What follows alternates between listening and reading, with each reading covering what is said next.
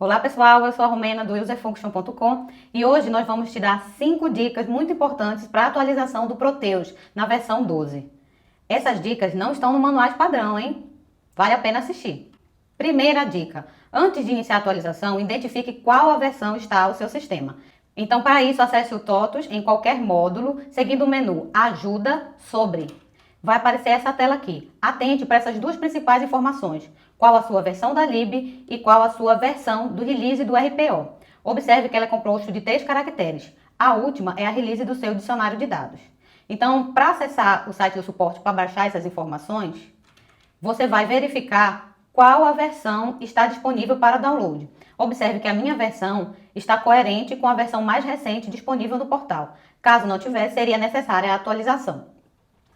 Feito isso, você observa também qual a versão da lib. Eu tive certa dificuldade em baixar a versão da lib do portal. Na verdade, a dificuldade foi em localizar ela. Então, seguindo como está nessa imagem aí, você vai conseguir baixar a lib sem problema nenhum. A segunda dica é a atualização de binário. Então, quando você for atualizar o binário, é comum copiarmos e colarmos as pastas. Mas tem um diferencial aqui na versão do Proteus 12. Você tem que também pegar o conteúdo da pasta ACE e colar no raiz do app server. Pode sobrescrever os arquivos. Porque se você não fizer isso, você pode se deparar com esse erro no seu console. O que acontece? Se você for rodar o UPD Sigadist sem ter feito esse procedimento, a tela simplesmente não executa e fecha sozinha. Prestando muita atenção no console que você consegue identificar que aparece essa mensagem dando falta das informações ACE. Terceira dica.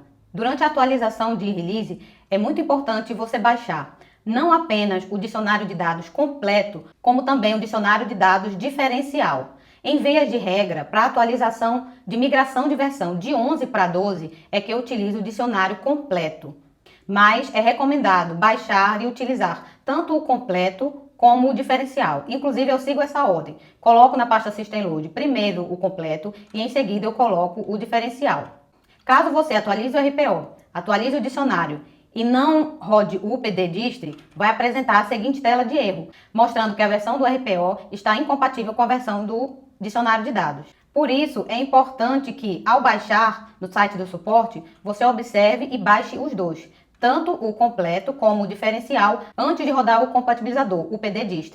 Dica 4. Antes de rodar o compatibilizador UPD Dist, é muito importante você pagar esse arquivo de extensão TSK. Observe na imagem a localização dele e o nome dele, MP-UPD Dist. Então, antes de rodar, você tem que apagar. Por quê? Caso você já tenha rodado, ele não vai permitir que você rode novamente. Então, o ideal é você apagar antes de rodar o UPD Sigadist. O quinto ponto, e não menos importante, é finalizar o UPD Dist com sucesso. O que eu quero dizer com isso? Muitas pessoas, ao finalizar o processo, se deparam com essa tela e não prestam atenção que, na verdade, por mais que esteja aparecendo a opção de finalizar, ela aponta que ocorreu erros durante rodar o compatibilizador. Quando isso acontece, observe, consulte o log, veja os erros, corrija os erros. Os erros que ocorrem, as críticas que ocorrem, elas são as mais diversas. No próprio TDN tem uma listagem das principais ocorrências que podem te ajudar bastante. O ideal é você verificar uma por uma, fazer os acertos e rodar o UPD Dist novamente. Lembre-se que ao rodar novamente é importante você apagar aquele arquivo que nós mostramos no item 4, apagar o arquivo de extensão TSK. Com isso, você vai chegar a essa tela, conseguiu finalizar com sucesso, ok? Para poder ficar compatível, tanto o seu RPO como o seu dicionário de dados. Era esse o assunto que nós tínhamos para hoje. Esperamos que dê para contribuir bastante nas atualizações de vocês. Quem curtiu, deixa aí o seu joinha.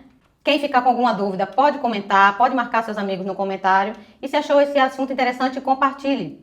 Até o próximo vídeo.